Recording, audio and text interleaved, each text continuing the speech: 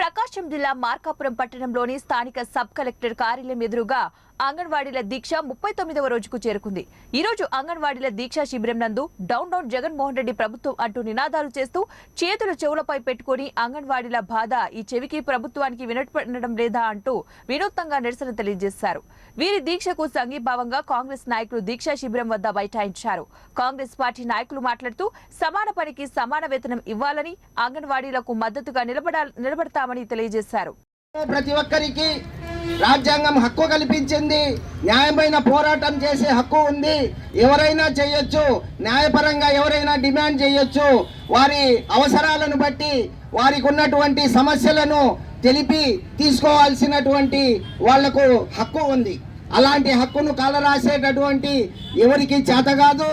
అదేవిధంగా మీ అందరికీ కాంగ్రెస్ పార్టీ పూర్తిగా మద్దతు తెలుపుతుంది. ఈ మధ్యనే జనవరి 11వ తేదీన మా